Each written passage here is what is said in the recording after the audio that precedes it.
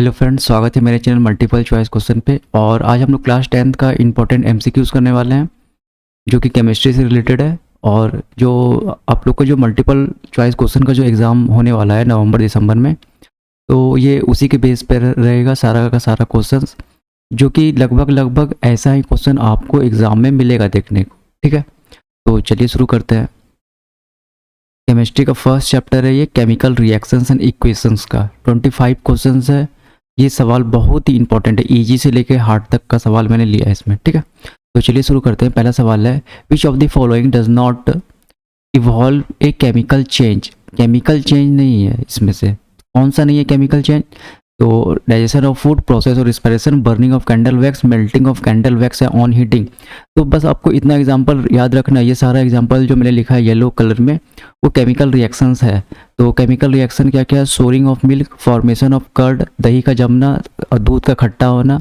Cooking of food, cooking of food क्या होता है? Chemical reaction. Rusting of iron, जो आयरन में जंग लग जाता है लोहा में, वो केमिकल रिएक्शन है। बर्निंग ऑफ फ्यूल्स, जो हम लोग जैसे कि हम लोग जो तेल ईंधन वगैरह जो जलता है गाड़ी में, तो वो क्या है? केमिकल रिएक्शन है। रैपनिंग ऑफ फ्रूट, जो फ्रूट जो सड़ता है फल वगैरह, वो क्या है? केमिकल रिएक्शन है। और यहाँ से भी आपको 3 मिल जाएगा। पहले से सही आंसर क्या है इसका? कौन सा इसमें केमिकल चेंज नहीं है? तो राइट आंसर है melting of candle wax on heating.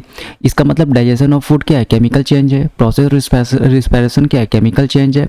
और burning of candle wax chemical change है। अब एक बात यहाँ देखो, बर्निंग ऑफ कैंडल वैक्स यानी जब हम कैंडल को आग से जलाते हैं तो वहाँ पे होता है कंबसन रिएक्शन, तो ये केमिकल चेंज है, ये कंबसन रिएक्शन होता है। ठीक है, लेकिन जब हम किसी चीज़ को गर्म करते हैं, जैसे आप कैंडल एक बर्तन में ले लो, उसको डाल दो वहाँ पे, और फिर क्या करो, इसको गर्म करो, तब भी ये पिघलेगा। तो ये केमिकल चेंज नहीं होता, ये फिजिकल चेंज होता है। मतलब यहाँ पे क्या हो रहा है? Physical change. मतलब पहले एक सॉलिड कैंडल था, वो का क्या हो गया? लिक्विड में चेंज हो गया। तो ये फिजिकल चेंज हुआ। 3 फिजिकल चेंज होते हैं, gas, solid, liquid and gas. तो यहाँ पे क्या हुआ? कैंडल था सॉलिड, वो लिक्विड में चेंज हो गया। तो यहाँ पे क्या हो रहा है? फिजिकल चेंज हो रहा है लास्ट वाले में। ठीक है, तो कभी आपको ऐसा दे देगा कि गर्म करने पे या उसको फ्रीज करने पे कुछ किसी का शेप चेंज हो रहा है, तो वहाँ पे फिजिकल चेंज होता है। लेकिन अगर उसको जला के करते हैं, जैसे कैंडल है, उसको हम जला दिए, तो वो क्या होता है? इसको कहते हैं कंबसन रिएक्शन। ठीक है, कंबसन रिएक्शन। तो बर्निंग ऑफ कैंडल वैक्स एक केमिकल रिएक्शन है, लेकिन मिल्टिंग ऑफ कैंडल वैक्स क्या है? केमिकल रिएक्शन नहीं है। तो हमारा आंसर था डज नॉट इन्वॉल्व, तो मिल्टिंग ऑफ कैंडल वैक्स। और प्रोसेस ऑफ रिस्पिरेशन, जो हम लोग सांस लेते हैं, वो भी केमिकल रिएक्शन है। डाइजेशन ऑफ फूड, फूड का पचना, जो HCl होता है हमारे डाइजेशन में, जो हमारे पेट में जो हाइड्रोक्लोरिक एसिड होता है, वो क्या करता है? वहाँ पे केमिकल फूड को डाइजेस्ट करवाता है। ठीक है, तो इसका राइट आंसर क्या होगा? सो इसका राइट आंसर होगा option number D. Option number D जो होगा इसका राइट आंसर होगा। चलिए ठीक है, और क्या करना है आपको? इतना सा, ये सारा जो एग्जाम्पल है केमिकल रिएक्शन का, क्योंकि ये छोटा सा सवाल है, पूछ सकता है एग्जाम में, ज़्यादा आप लोगों से हार्ड सवाल नहीं पूछेगा। ठीक है, तो ये आपको एग्जाम्पल पे याद रखना है, इधर का 3 और यहाँ का। ठीक है, चलिए next, the reaction between quick lime and water. कुछ रिएक्शन है, जैसे 5 रिएक्शंस हैं पूरा आपको इस चैप्टर में, चैप्टर फर्स्ट में, जो कि आपको 100% याद रखना है। ठीक है, बस 5 ही ऐसे रिएक्शंस हैं। उनमें से एक रिएक्शन एक ये भी है, जो लाइम होता है, जैसे चूना, जिसको हम लोग घर में जो वाइट पास करवाते हैं, चूना वगैरह, उसे लाइम बोलते हैं, क्विक लाइम।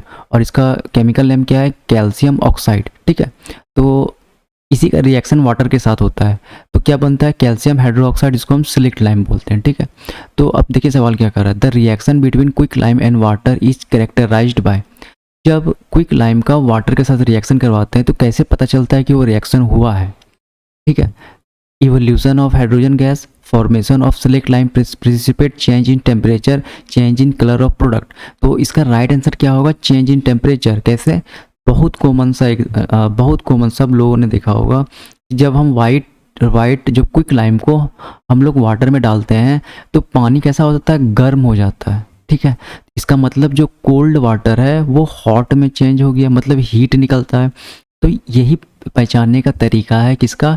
जब हम क्विक लाइम को वाटर में डालते हैं। ठीक है, तो इसका राइट आंसर क्या होगा? Change in temperature. अच्छा, चेंज इन टेम्परेचर है तो वो केमिकल रिएक्शन हो रहा है। ठीक है, इवोल्यूशन ऑफ कोई भी गैस है तो भी केमिकल रिएक्शन होता है, बट यहाँ पे सबसे अच्छा तरीका क्या है, चेंज इन टेम्परेचर, जो कि आसानी से हमको पता चल जाता है। ठीक है, और ये भी रिएक्शन आपको क्या करना है, याद रखना है। यहाँ पे क्या होना चाहिए, वाटर। ठीक है, quicklime water calcium hydroxide plus heat, heat क्या होता है, बाहर निकलता है। काफ़ी इंपॉर्टेंट रिएक्शंस है ये सब। अगला सवाल, the chemical equation are balanced to satisfy one of the following law of chemical reactions. ठीक है, तो कौन सा लॉ, दिस लॉ होगा यहाँ पे, this law is known as. ठीक है, देखो जब केमिकल इक्वेशन जो बैलेंस होता है तो वो कौन सा लॉ सेटिस्फाई करता है केमिस्ट्री का, तो law of conservation of momentum, ये फिजिक्स का है, ये तो नहीं होगा। Law of conservation of motion, ये तो कोई, ये सब फिजिक्स का है। लॉ ऑफ मैग्नेटिज्म, ये सब फिजिक्स का है। तो राइट आंसर तो ऐसे भी अगर पढ़ लोगे तो right answer conservation of mass होता है। ठीक है, केमिकल रिएक्शन जब भी बैलेंस हो तो कंजर्वेशन ऑफ मास जो केमिस्ट्री का जो लॉ है वो फॉलो होता है। अब देख लेते हैं क्या होता है केमिस्ट्री कंजर्वेशन ऑफ मास। जैसे मैंने फॉर्मेशन ऑफ वाटर लिखा है यहाँ पे H2 + O2 H2O। ठीक है, अब देखो यहाँ बैलेंस नहीं था, यहाँ पे 2 हाइड्रोजन था, सॉरी यहाँ पे 2 ऑक्सीजन है, यहाँ पर 1 है। तो इधर का हम ऑक्सीजन को फुलफिल करने के लिए 2 यहाँ पे क्या करें, मल्टीप्लाई करें। तो यहाँ तो 2 ऑक्सीजन हो गया, लेकिन कार्बन का संख्या चेंज हो गई। देखो यहाँ पर 4 कार्बन था और यहाँ कितना था, 2 ही। तो बाद में हम क्या करें, यहाँ पे 2 को ऐड कर दिया। अब देखो 4 हाइड्रोजन, यहाँ पे कितना है, 4 हाइड्रोजन, 2 ऑक्सीजन, और यहाँ पे कितना है, 2। कैसे, ये 2 से ये मल्टीप्लाई हुआ तो 2 ऑक्सीजन। अच्छा, हाइड्रोजन का मास होता है 2, तो 2 × 2 4U। ऑक्सीजन का, एक ऑक्सीजन का मास होता है 16, तो 16 × 2 32। और वाटर का मास कितना होता है, तो वाटर का मास निकालने के लिए क्या करते हैं, देखो 2 ऑक्सीजन 2 हाइड्रोजन, तो 2 + 16, ये कितना हो जाएगा 18, और आगे में 2 से मल्टीप्लाई है, यानी यहाँ पे क्या करेंगे इसको 36। ठीक है, अब देखो रिएक्शंस का जो प्रोडक्ट मिल रहा है वहाँ क्या है, 36 है। ठीक है, मास इसका। अब इधर कितना होगा, देखो इधर भी कितना है, 36 ही है। तो इसे क्या बोलते हैं, दोनों साइड सेम मास है, मतलब केमिकल रिएक्शन बैलेंस्ड है। और बैलेंसिंग, बिना बैलेंस का कोई केमिकल रिएक्शन होता ही नहीं है। ठीक है, बैलेंसिंग सबसे इंपॉर्टेंट है। अच्छा, इस साइड को बोलते हैं प्रोडक्ट और इस साइड को बोलते हैं रिएक्टेंट, यानी जो राइट साइड में उसे क्या बोलते हैं, प्रोडक्ट, और लेफ्ट साइड को क्या बोलते हैं, रिएक्टेंट। ठीक है, तो इसका राइट आंसर क्या होगा, law of conservation of mass, जो कि हम प्रूव भी कर दिया यहाँ पे। ठीक है, इंपॉर्टेंट सवाल है बहुत ज़्यादा। अगला, one of the following is exothermic reaction. Exothermic reaction क्या होता है, जहाँ पे हीट बाहर निकलता है। जैसे कि अभी हम तुरंत बताएं, ये वाला, ये कैसा रिएक्शन है, ये एक्सोथर्मिक रिएक्शन है, क्योंकि यहाँ पे हीट बाहर निकल रहा है। ठीक है, तो one of the following exothermic reaction, जिससे एक्सोथर्मिक क्या होता है, जो हीट को बाहर निकालता हो। तो electrolysis of water, conservation of limestone into quick process of respiration, process of photosynthesis. तो जो हमारा प्रोसेस ऑफ रिस्पायरेशन है, जो हम सांस लेते हैं और छोड़ते हैं, वो कैसा होता है, एक्सोथर्मिक होता है। ठीक है, बाद में के याद कर लेना, ये सब कैसा होता है, इंडोथर्मिक। अच्छा, यहाँ देखो conversion of lime stone into quick lime, ये उल्टा है इस रिएक्शन का, ये इधर से इधर जा रहे हैं। ठीक है, तो ये तो होगा नहीं, ये कैसा होता है, इंडोथर्मिक होता है। इंडोथर्मिक रिएक्शन क्या होता है, इंडोथर्मिक क्या होगा, हीट को क्या होगा, वो एब्जॉर्ब करता है। फॉर एग्जांपल, एक सबसे कॉमन एग्जांपल इंडोथर्मिक रिएक्शन का, जैसे शुगर सॉल्यूशन, शरबत हम लोग बनाते हैं, तो जब हम शरबत घुल जाता है चीनी, तो देखने गिलास क्या होता है, ठंडा हो जाता है, तो वो कैसा रिएक्शन है, इंडोथर्मिक रिएक्शन है। ठीक है, एक्सोथर्मिक क्या होता है, हीट बाहर निकलता है। प्रोसेस ऑफ रिस्पायरेशन, जाहिर सी बात है, सांस जब हम लोग लेते हैं छोड़ते हैं तो गर्म हवा आता है। ठीक है, तो वो कैसा होता है, एक्सोथर्मिक रिएक्शन होता है। तो राइट आंसर क्या होगा इसमें, process of respiration. Which of the following is not a endothermic reaction, इनमें से कौन सा एक इंडोथर्मिक, मतलब जहाँ पे हीट एब्जॉर्ब हो। ठीक है, तो इनमें से कौन सा नहीं है, तो एक बात याद रखना, ये नंबर कैसे हमको पता चला, जब भी कार्बन और ऑक्सीजन रहे तो वो हर समय क्या बनाता है, कार्बन डाइऑक्साइड और वाटर बनता है। ठीक है, यानी इधर कोई भी कार्बन का रहे कंपाउंड, जैसे यहाँ कार्बन है, हाइड्रोजन है, ऑक्सीजन, इसे बोलते हैं हम लोग ऑर्गेनिक कंपाउंड। ठीक है, ये अगर ऑक्सीजन के प्रेजेंस में बर्न होता है तो क्या प्रोड्यूस करता है, वो कार्बन डाइऑक्साइड और वाटर, और साथ में क्या देता है, हीट भी देता है। ठीक है, कोई भी चीज़ जब बर्न होता है तो वो हीट भी देता है, तो हीट का निकलना हम क्या बताए थे, क्या होता है, वो इंडोथर्मिक रिएक्शन होता है। ठीक है, तो इसका राइट आंसर क्या होगा, ऑप्शन नंबर डी। और इस रिएक्शन को क्या बोलते हैं हम लोग, जो ऑक्सीजन के प्रेजेंस में होता है। और देखो कार्बन है, हाइड्रोजन है, ऑक्सीजन है, ऐसा ऐसा कुछ, जैसे CH4 है, इसको भी हम जलाते हैं, इसे बोलते हैं अब नेचुरल गैस, जो गैस होता है। ठीक है, जब इसे हम बर्न करते हैं तो भी ये कार्बन डाइऑक्साइड वाटर देता है। तो इसे बोलते हैं हम लोग कंबसन रिएक्शन। क्या बोलते हैं? कंबसन, जो जलता है। ओके, तो अब जो चीज़ जलता है वो हीट भी बाहर करता है, तो जो हीट देता है उसे क्या बोलते हैं? Endothermic reaction. ठीक है, जो हीट देता है बाहर उसे क्या बोलते हैं? Exothermic reaction. तो इस ये क्या है? एक्सोथर्मिक है। ठीक है, और यहाँ पूछा था नॉट इंडोथर्मिक, तो ये क्या है? इंडोथर्मिक नहीं, क्यों? क्योंकि ये एक्सोथर्मिक रिएक्शन है। ठीक है, चलो 6 number, the removal of oxygen from a substance is known as. Removal of oxygen क्या होता है? तो रिमूवल ऑफ ऑक्सीजन होता है रिडक्शन। देखो अब इन कुछ सब चीज़ को याद करना पड़ेगा, जैसे रिडॉक्स रिएक्शन में removal of oxygen, addition of oxygen, removal of hydrogen, तो ये सब बहुत इंपॉर्टेंट है। छोटा छोटा सवाल है लेकिन आएगा एग्जाम में। ठीक है, रिमूवल ऑफ ऑक्सीजन, रिडक्शन। ठीक है, आगे चलते हैं। द रिमूवल ऑफ हाइड्रोजन, जब हाइड्रोजन निकलता है तो क्या होता है? ऑक्सीडेशन। ठीक है, removal of oxygen, reduction, removal of hydrogen, oxidation. ठीक है, चलो उल्टा होता है तो 8 number, in context of redox reaction the removal of hydrogen from a substance is known as. अभी तुरंत बताए थे क्या होता है? रिमूवल ऑफ हाइड्रोजन क्या होता है? ऑक्सीडेशन। रिमूवल ऑफ हाइड्रोजन क्या होता है? ऑक्सीडेशन। अगला सवाल,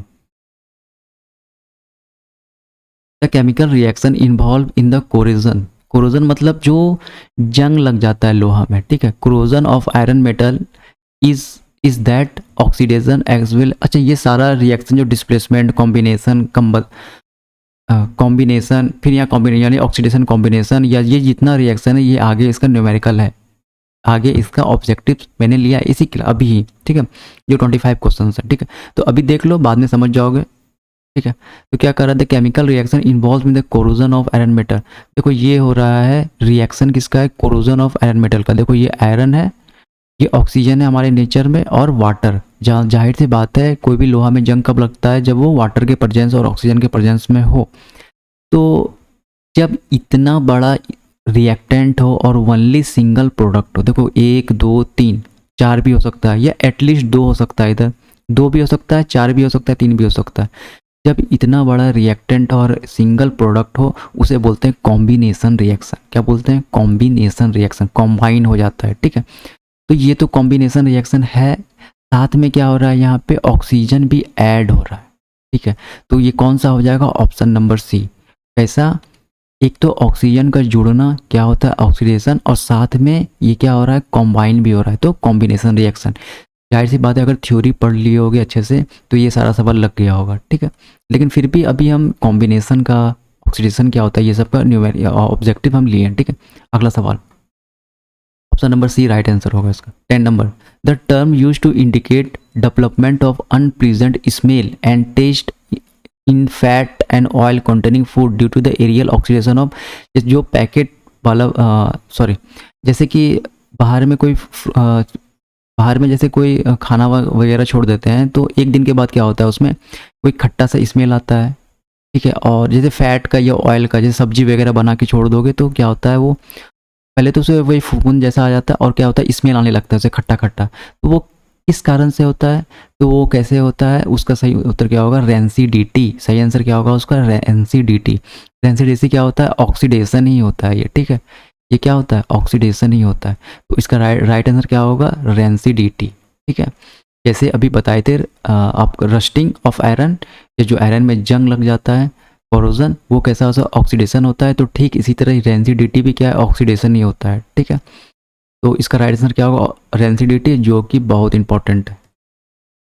इन order of prevent the spoilage. अब देखो जो पोटैटो चिप्स हम लोग खाते हैं, लेज वगैरह, उसका पैकेट देखना पूरा फुला रहेगा, तो उसमें ऐसे एयर नहीं भरते हैं, उसमें एक स्पेशल गैस भरते हैं जिसको बोलते हैं नाइट्रोजन गैस। ठीक है, तो ये इसका आंसर क्या होगा? Nitrogen gas. अब क्या कर रहा है? इन ऑर्डर टू प्रिवेंट मतलब बचाव के लिए, spoilage of potato chips they are placed in plastic bag in atmosphere of N2 भरते हैं उसमें। ठीक है, ये गैस जो रहता है उसमें पोटैटो चिप्स वगैरह में N2 नाइट्रोजन गैस रहता है। क्यों? क्योंकि अगर जरा सा भी वो बाहर का, अगर उसमें एटमॉस्फेयर में हीट लगा या फिर हल्का सा एयर लीक हो गया तो वहाँ पर क्या हो जाएगा? ऑक्सीडेशन हो जाएगा, जो कि ख़राब कर सकता है उसे। ठीक है, तो इसके लिए हम कौन सा गैस भरते हैं? N2। मोस्ट इंपॉर्टेंट सवाल है ये भी।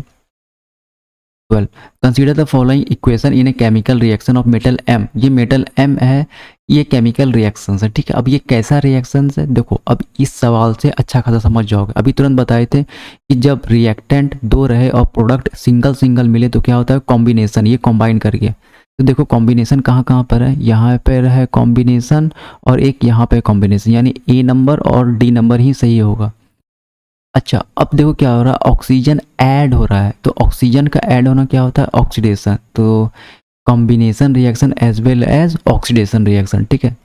Addition of oxygen is called oxidation, ठीक है। तो और कॉम्बिनेशन के साथ साथ क्या हो रहा है, ऑक्सीडेशन हो रहा है, ठीक है। तो 12 का राइट आंसर क्या होगा, option number D. 13 the process of respiration. Process of respiration क्या होता है, बताए थे एक्सोथर्मिक होता है, गर्म हवा बाहर आता है, ठीक है। तो एक्सोथर्मिक यहाँ भी है, यहाँ भी है। और साथ में कैसा होता है, देखो ऑक्सीडेशन में क्या होता है, ऑक्सीजन लेते हैं यानी ऑक्सीजन ऐड होता है, तो option number D is right answer, ठीक है। तो डायरेक्ट याद रखना कि रिस्पायरेशन क्या है। तो सबसे पहले एक बात तो जरूर याद रखना कि ये एक्सोथर्मिक रिएक्शन होता है, ये बहुत इंपॉर्टेंट ये पॉइंट, ठीक है। और अगर याद रखना चाहते हो तो ये ऑक्सीडेशन भी होता है, ठीक है। इसमें फिर 11 नहीं 13 हो गया था, 14।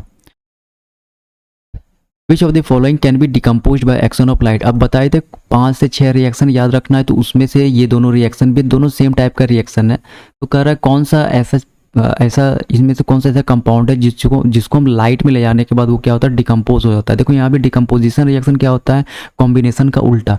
यहाँ भी रिएक्टेंट एक रहेगा लेकिन प्रोडक्ट क्या होगा, एक से ज़्यादा हो जाएगा, ठीक है। प्रोडक्ट देखो एक से ज़्यादा है, रिएक्टेंट क्या है, सिंगल है, तो इसे क्या बोलेंगे, डिकम्पोजिशन रिएक्शन, ठीक है। कॉम्बिनेशन का उल्टा, यहाँ पे क्या होना चाहिए, AgCl, क्या होगा यहाँ पे, AgCl। अच्छा पहले अब ये बताओ कि ये रिएक्शन बैलेंस है या नहीं है। जाहिर सी बात है ये रिएक्शन बैलेंस नहीं है, क्यों, यहाँ पर है AgCl, एक Cl है, एक Ag है, यहाँ भी Ag तो एक है लेकिन Cl2 है। यहाँ पे क्लोरीन हर समय 2 एटम में रहता है। तो अब क्या करेंगे, यहाँ पे इसको 2 बनाने के लिए हम यहाँ पे 2 से मल्टीप्लाई करेंगे। अब देखो जैसे यहाँ 2 से मल्टीप्लाई करेंगे तो Ag का भी नंबर बढ़ गया है, अब यहाँ Ag एक है, अब यहाँ देखो, ठीक है, ये ऐसा करना पड़ेगा। अब देखो 2 Ag 2 Ag 2 क्लोरीन 2 क्लोरीन, तो ये रिएक्शन हो गया बैलेंस्ड। अब ठीक इसी तरह AgCl है, यहाँ भी क्या है, AgBr है, यहाँ पे 2 ब्रोमीन है, यहाँ पे 1 ब्रोमीन है, तो यहाँ भी क्या करेंगे, पहले एक Ag है, यहाँ भी क्या है, एक Ag है, तो इसको 2 बनाने के लिए यहाँ हम 2 से मल्टीप्लाई करेंगे, तो इधर भी क्या होगा, 2 से मल्टीप्लाई करना पड़ेगा। तो हमारा सवाल क्या है, which of the following decompose, तो कौन सा डिकम्पोज करता है, AgCl भी डिकम्पोज करेगा, तो इसका राइट आंसर क्या होगा, AgCl। और अगर AgBr दे दे ऑप्शन में तो AgBr भी करता है, ठीक है। अच्छा यही रिएक्शन हम लोग ब्लैक एंड वाइट फोटोग्राफी में यूज करते हैं, जो ब्लैक एंड वाइट फोटोग्राफ होता है छोटा छोटा वाला, उसमें हम लोग ये रिएक्शन यूज करते हैं, ठीक है। कैसा reaction, AgCl light plus Ag plus Cl2, ठीक है। ये बहुत ही इंपॉर्टेंट ये दोनों रिएक्शंस हैं, ठीक है। तो सबसे पहली बात तो ये डिकम्पोजिशन रिएक्शन है, ये भी याद रखना है। और AgCl और AgBr क्या होता है, डिकम्पोज कर देता है लाइट के प्रेजेंस में। 15 consider the reaction KBr plus AgNO3।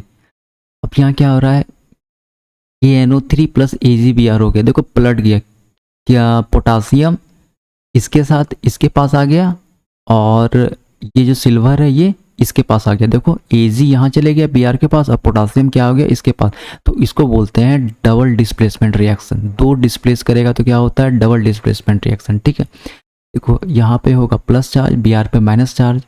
अगर ऐसा याद करना चाहते हो तो कर लो, नहीं तो छोड़ो, ये प्लस माइनस का देखो चेंज हो गया, यहाँ आ गया इसके पास, ये आ गया इसके पास, तो डबल चेंज, डबल डिस्प्लेस पर, तो क्या बोलेंगे इसे, double displacement reaction. 16 you are the given the following chemical equation। ये chemical Mg plus CuO MgO plus Cu, तो ये कौन सा रिएक्शन है, तो देखो यहाँ पे ये चेंज नहीं हुआ, ये क्या किया है, इसको रिप्लेस कर दिया यहाँ से, ठीक है। देखो ये क्या, मैग्नीशियम क्या किया है, कॉपर को हटा के बाहर कर दिया है और खुद ऐड हो गया है, तो इसे सिर्फ बोलेंगे डिस्प्लेसमेंट रिएक्शन। क्या बोलेंगे इसे, डिस्प्लेसमेंट रिएक्शन। ओनली ये क्या है, डिस्प्लेस, डबल नहीं है, ये क्या है, देखो एक था यहाँ पे, ये क्या किया, इसको हटा करके खुद लग गया है और ये बाहर आ गया बेचारा कॉपर, तो ये क्या है, डिस्प्लेसमेंट रिएक्शन है। अगला सवाल, which of the following is not a combination reaction. जो प्रैक्टिस करवा देते हैं कॉम्बिनेशन रिएक्शन कौन सा नहीं है, ऐसा सवाल देखने को मिलेगा, ये सब सवाल बहुत इंपॉर्टेंट है। Which of the following is not a combination reaction, तो कॉम्बिनेशन रिएक्शन कौन सा नहीं है, क्या बताए थे कॉम्बिनेशन, रिएक्टेंट रहेगा दो या दो से ज़्यादा, लेकिन प्रोडक्ट क्या रहेगा, ऑलवेज सिंगल, ऑलवेज वन रहेगा प्रोडक्ट। देखो सब में वन है लेकिन इसमें टू है, तो ये कॉम्बिनेशन रिएक्शन नहीं है, ये सब कैसा है, कॉम्बिनेशन रिएक्शन है। ठीक है, ये कैसा है, तो कॉम्बिनेशन का उल्टा क्या बताए थे, डिकम्पोजिशन। देखो ये क्या हुआ, यहाँ पे वन अगर रहे रिएक्टेंट और इधर टू रहे प्रोडक्ट में, तब वो कैसा रिएक्शन होगा, डिकम्पोजिशन। ठीक, प्रोडक्ट ठीक, कॉम्बिनेशन का उल्टा। तो इसमें नॉट पूछा है तो डी नंबर क्या होगा, सही होगा। Which of the following not a displacement decomposition reaction. अच्छा, इसमें सब डिकम्पोजिशन रिएक्शन कौन सा नहीं है, हाँ, तो क्या होगा इसमें,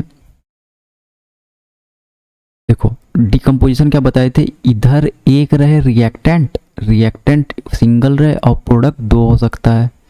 रिएक्टेंट हर समय सिंगल ही रहेगा और प्रोडक्ट दो या दो से ज़्यादा हो सकता है, लेकिन यहाँ पे देखो रिएक्टेंट दो हो गया है, तो इसका मतलब ये क्या होगा, डी नंबर सही होगा इसका। ये कैसा है, डिकम्पोजिशन रिएक्शन नहीं है।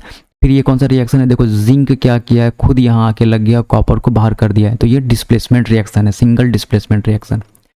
समझ गए, ठीक है, आगे बढ़ते हैं।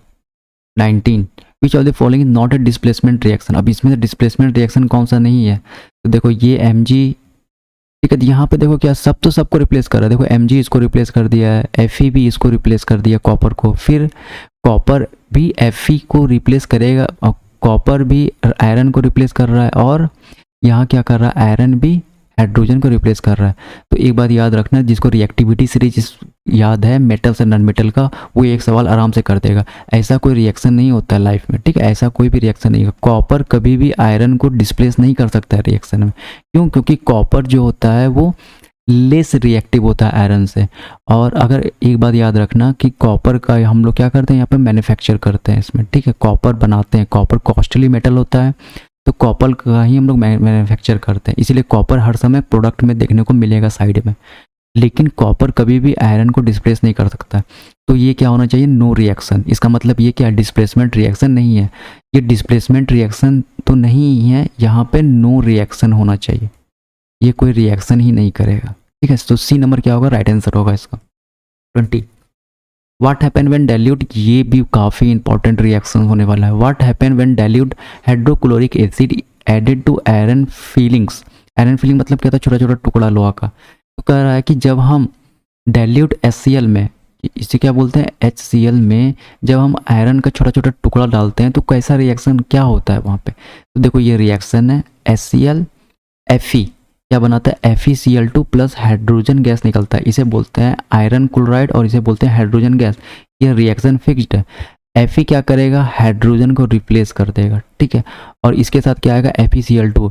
Fe का ऑक्सीडेशन या वैलेंसी कितना होता है, 2, वो यहाँ के अटैच हो गया। सीधे डायरेक्ट फॉर्मूला याद करना है, ज़्यादा वैलेंसी वगैरह पर नहीं जाना है। लेकिन Fe के बगल में फॉर्मूला क्या होगा, FeCl2 का Fe फॉर्मूला क्या होगा, आयरन क्लोराइड का FeCl2। ये रिएक्शन याद भी कर लेना। क्या रिएक्शन बैलेंस है, क्या नहीं है बैलेंस, कैसे, यहाँ पे तो 2 है, एक एक करके देखते हैं। हाइड्रोजन यहाँ 1 है, यहाँ 2 हाइड्रोजन है, ठीक है, तो हम क्या करेंगे, हाइड्रोजन का बैलेंस करने के लिए यहाँ पे 2 लगा देंगे। अब देखो जैसे यहाँ 2 लगाएं तो Cl भी साथ में है, तो Cl का भी नंबर चेंज हो गया। अब इधर देखते हैं Cl 2 है क्या, तो हाँ Cl 2 है इधर, और यहाँ भी Cl कितना है, 2 ही हो गया। आयरन में चलते हैं, आयरन 1 है, यहाँ भी आयरन कितना, 1 है, ये सिर्फ एक लौता आयरन है, ये सिर्फ Cl का ये 2 है, ठीक है। तो इसका मतलब जैसे यहाँ हम 2 लगा दिए, रिएक्शन क्या हो गया, बैलेंस्ड हो गया। और क्या होगा इसका आंसर, हाइड्रोजन गैस मिलता है और आयरन क्लोराइड प्रोड्यूस होता है जब डाइल्यूट HCl में आयरन फीलिंग्स को डालते हैं। बहुत इंपॉर्टेंट सवाल है, प्रीवियस ईयर्स में तो बहुत बार पूछा है ये direct reaction, what happen when diluted, ठीक है, ऑब्जेक्टिव बना सकता है। 21, Fe2O3 प्लस ट्वाइस Al, ये क्या बना रहा है, Al2O3 plus Fe, the above reaction is example of. अब देखो एल्युमिनियम आयरन को डिस्प्लेस करेगा, क्यों, क्योंकि एल्युमिनियम क्या होता है, Fe से ऊपर होता है, ठीक है, रिएक्टिविटी सीरीज में आयरन से ऊपर होता है एल्युमिनियम, तो जो आयरन से ऊपर होगा वो Fe को उसके सॉल्ट सॉल्यूशन में डिस्प्लेस कर देगा। देखो ये डिस्प्लेस कर रहा है, सिंगल डिस्प्लेस कर रहा है तो ये कैसा रिएक्शन है, displacement reaction. Option number D, single displace करेगा तो कैसा रिएक्शन है, डिस्प्लेसमेंट रिएक्शन है। छोटा छोटा सवाल नहीं देगा लेकिन अच्छा सवाल है, ये सब पूछेगा एग्जाम में। 22, which of the following statement is correct for oxidation. तो सही आंसर है ऑल ऑफ द एबव। ये सारे को डायरेक्ट याद कर लेना कि ऑक्सीडेशन कब होता है, addition of oxygen is substance, removal of hydrogen, addition of non metallic element या रिमूवल ऑफ मेटालिक एलिमेंट। ये सबको हम क्या बोलते हैं, ऑक्सीडेशन बोलते हैं। खास करके ये दोनों ऊपर का तो याद कर ही लेना, एडिशन ऑफ ऑक्सीजन और रिमूवल ऑफ हाइड्रोजन। ऑक्सीजन का ऐड होना और हाइड्रोजन का निकलना, ये क्या होता है, ऑक्सीडेशन कहलाता है। और नॉन मेटालिक एलिमेंट जैसे ऑक्सीजन हो गया, हाइड्रोजन हो गया, इसका जुड़ना, इसका मतलब एडिशन और रिमूवल ऑफ मेटालिक, जैसे कि मेटालिक में सोडियम हो गया, ये सब निकलेगा तो भी क्या होगा, ऑक्सीडेशन होगा। ठीक है, तो कम से कम ए और बी ऑप्शन याद रहना चाहिए। ये थोड़ा सा ज़्यादा अनडीप चले गए हैं लेकिन बट ये दोनों याद होना चाहिए। 23, which of the following statement is correct for reduction. Reduction के लिए कौन सा करेक्ट है, तो सारा का सारा सही है। ठीक है, ऑक्सीडेशन का उल्टा होता है क्या, रिडक्शन, यानी एडिशन ऑफ हाइड्रोजन, यहाँ क्या होगा, हाइड्रोजन ऐड होगा, रिमूवल ऑफ ऑक्सीजन, ऑक्सीजन क्या होगा, रिमूव होगा। ये दोनों तो याद करना ही करना इंपॉर्टेंट है, और होगा तो ये दोनों ऑप्शन भी याद रखना कि एडिशन ऑफ मेटालिक एलिमेंट और removal of non metallic element, ये दोनों तो याद रखना ए बी। ठीक है। 24, what is the effect of oxidation reaction in our daily life. हमारी डेली लाइफ पे ऑक्सीडेशन रिएक्शन का कौन सा इफेक्ट होता है, तो राइट आंसर क्या होगा, बोथ ए एंड बी तुरंत बताए थे। एक कोरिजन होता है, रस्टिंग ऑफ आयरन, और दूसरा रेंसिडिटी ऑफ फूड। मतलब जब फूड जो है खराब हो जाता है। ये दोनों किसके कारण होता है, oxidation reaction, only oxidation reaction. Reduction मत लगा देना, सिर्फ ऑक्सीडेशन। अच्छा, ऑक्सीडेशन और रिडक्शन, ऑक्सीडेशन रिएक्शन और रिडक्शन रिएक्शन को मिला के हम लोग क्या बोलते हैं, रिडॉक्स रिएक्शन। ठीक है, उस दोनों को मिला के क्या बोलते हैं, रिडॉक्स रिएक्शन।